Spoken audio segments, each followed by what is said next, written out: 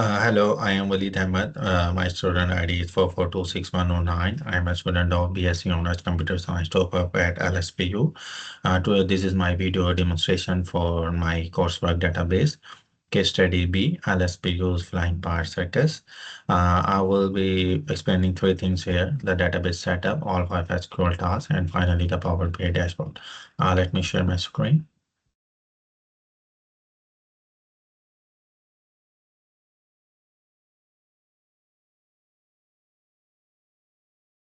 So I will start with my ERD diagram.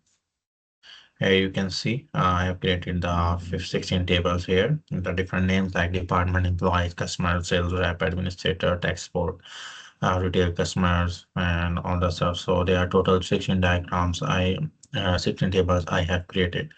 So now next I will move to the appendix.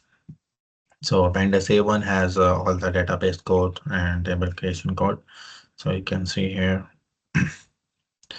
Next, I will move to the appendix 2, where I will insert statements excluding sales order and order item.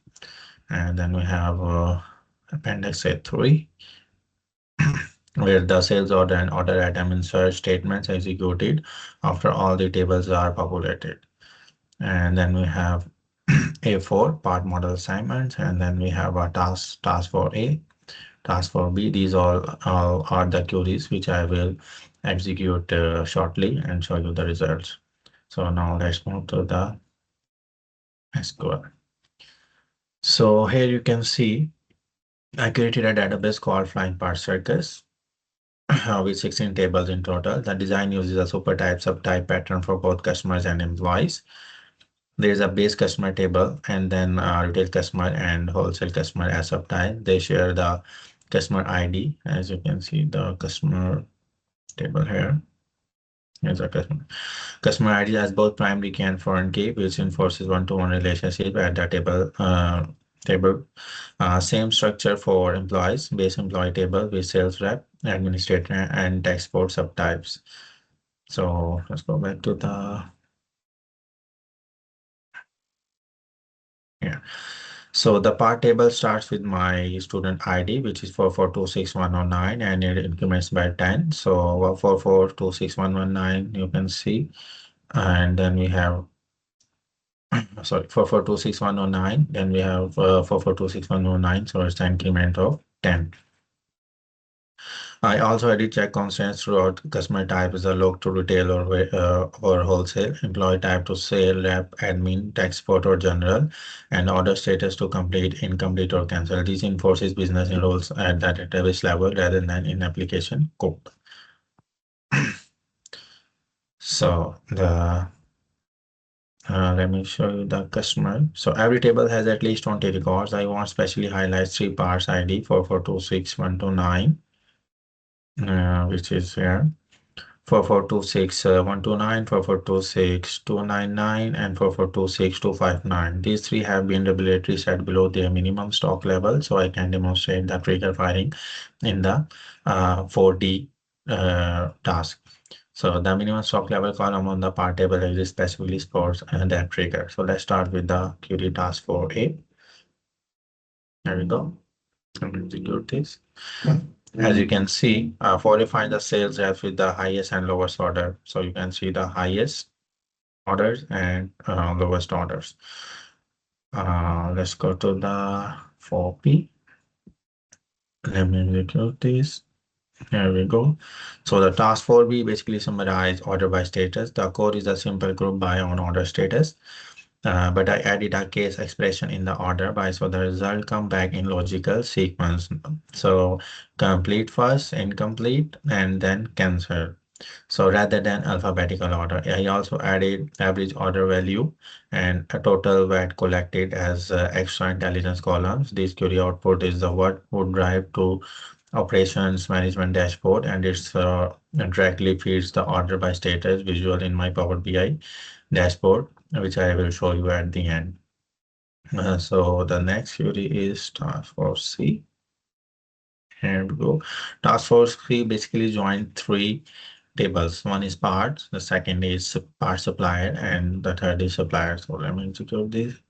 So It filters any part where quantity stock is less than minimum stock level. The shortfall quality is calculated. Column tells the warehouse team exactly how many units are needed to reach the minimum.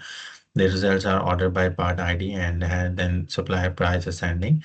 The three parts ID directly tapped under stock. These query links directly into the automated reorder trigger in task 4D, and it also drive the stock alert table and Power BI dashboard.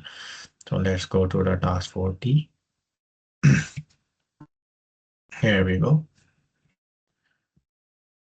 So here you can see task 4D is an after update trigger called DRG underscore auto reorder on the part table. It uses the inserted and deleted pseudo tables that SQL Server provides with every DML trigger.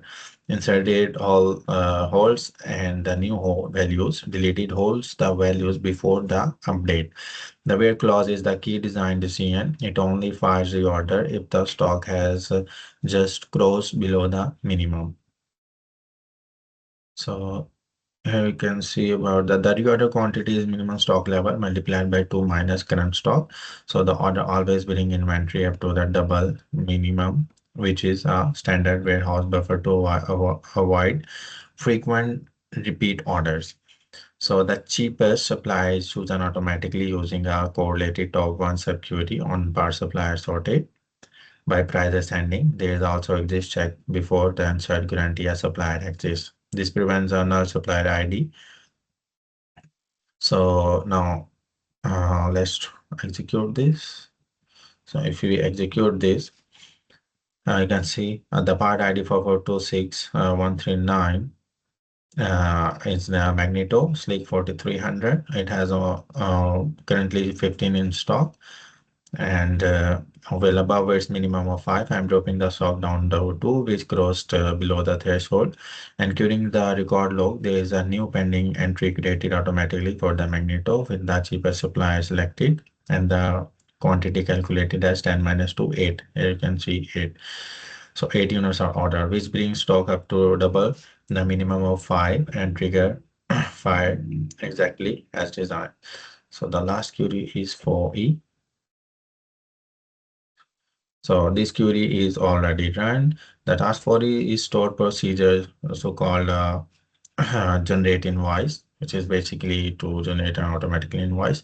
The procedure returns 5 result sets in sequence simulating the section of paper invoice. First, invoice header, comment, company name, invoice number, and the order date and due date. So after execution, you can see our customer ID is 1001, James Carter.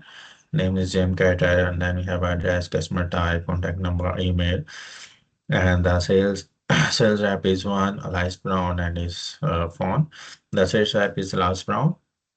The line items are the main rotor blader assembly at 1250 and the magneto at 210, and the total short subtotal is 1460, VAT is 250, so the total is 1500 with the payment status paid because this order is complete. Now I will be moving to the Power BI dashboard.